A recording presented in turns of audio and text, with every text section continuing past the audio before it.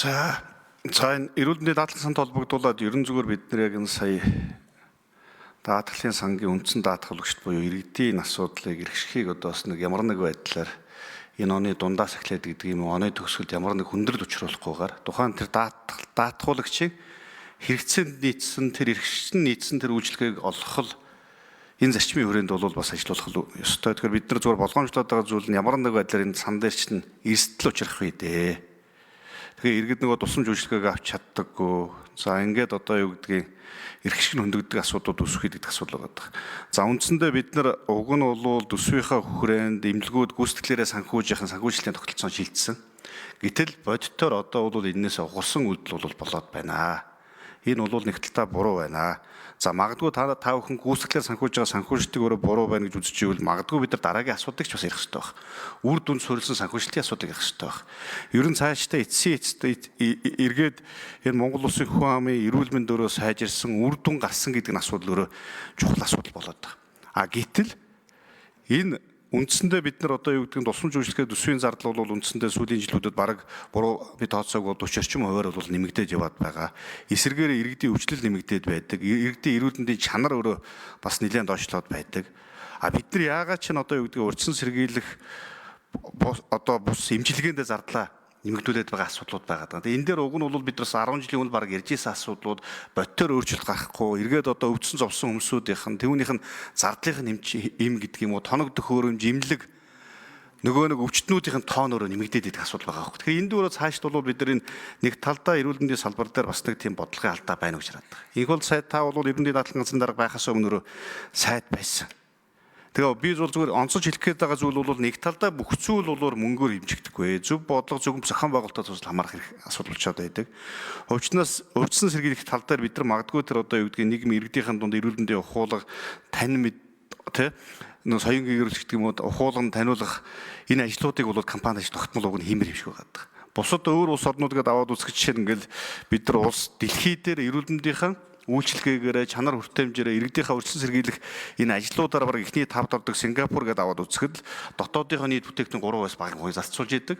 Гэтэл эсвэргээр аль 17%-аас илүү зарцуулдаг тэр Америк гэднэр Европоос илүү байгаад байгаа байхгүй юу? Тэгэхээр бол үндсэндээ тэр бол зөв зохион байгуулалт оновчтой төлөвлөлтийн асуудлууд байна. За мэдээж яг энэ өөрчлөлт шинжилтийг хийхэд бол бидэрт мэдээж цаг хугацаа бол орно. Гэхдээ та бүхэн маань энэ бодлогын өөрчлөлтийг хийж ийн гэдэг одоо юу гэдгийг анхан шатн дээрээ тухайн тэр ачааллыг үрж байгаа эмнэлгүүд дээрээ үе шаттайгаар хийхгүйгээр 30-аас 40% ингээд санхүүжилтийн асаад байгаа асуудал бол хааж авчиж байгаагаас ялгаагүй бодлого бол явж яана гэдэг төсөл яриад байгаа.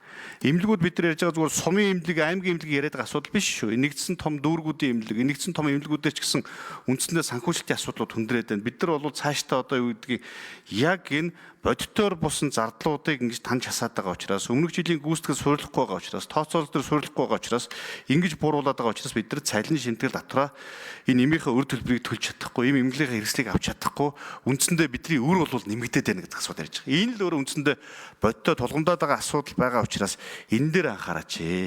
Эргээд бид нар одоо юу гэдэг гүйцэтгэлээр санхүүжиж байгаа бол хуучин цаг шиг соц үеийн шиг төлөвлөсөн төлөвлөгөөд эдийн засаг шиг гэж нэг болмооргүй байгаа. Та бүхэн бол хүчээр тулгаж хийж байгаа одоо энэ шаблон, энэ гэрээж төр ялгаагүй тулгаж байгаа энэ санхүүжилтийн төсвийн хуваарьж төр нэг л их наривчлалтай дүн байгаад байдаг. Нөгөөдгөө ямар нэг байдлаар зөвшөлтсөж ярих, ойлгуулах энэ яахгүй шууд хүчээр зур. Ингээд нэг Баян Улгийн аймагт хийсэн магадгүй тэр нэг аймгийн гэрээг шууд тэр Харанга аймагт, Өрөнгө аймагт хүчээр тулгаал ингээд зөвхөн тухайн тэр аймгийнх нь, эмнэлгийнхэн даргынх нь нэрийг нь өөрчлөл, дансныхын дугаарыг нь өөрчлөл ингэж хийчихэд байгаа асуудал болж байгаа байхгүй. Тэгэхээр ийм байдлаар тулган шаардах байдлаар бол үнэлэхгүй мөнгөн дүнг зааж бол бид нар болохгүй. Тэгээд энэ бол нэг талдаа иргэд эрүүл мэндийн тусламж үйлчлэгийг авахд иргэдэд бол хүндрэл учрах асуудал бол байгаад байна шүү. Энийг та бүхэн маань баг дээр нь одоо жишээ нь хагас жил болоогүй байгаа дээр нь анхан шатн дээр очиж уулзаа зовлон жаргалыг нь яриач. Иргэдчин ч гэсэн тусламж үйлчлэгийг авч чадхаас бол хүндэрсэн байна. Та бол 2022 онд бол яг ийм асуудлыг гаргаж тавьж ирсэн. Би яг үүнтэй холбоотойгоор ерөнхий сайдад 22 оны 7 сард нь асуулгыг тавьж ирсэн. Тэгээд эргээгээд энэ өөрөө буруу байна гэж их хурал дээр бид нар энэ асуудлаар бол асуулга тавиад ярилцаад ингээд бол тэр одоо хязгаарлаж ирсэн боож ирсэн асуудлуудыг бол болиулж ирсэн. Тэгэхээр магадгүй энийг бол судалж үзээч. Эргээд бид нар одоо энийг бол улсын хурал дээр магадгүй яриад энэ даатгалынхаа санхүүжилтийн асуудлуудыг ер нь яриад бодлогын хандлагын өөрчлөлтүүдийг нэг хийх агуулгын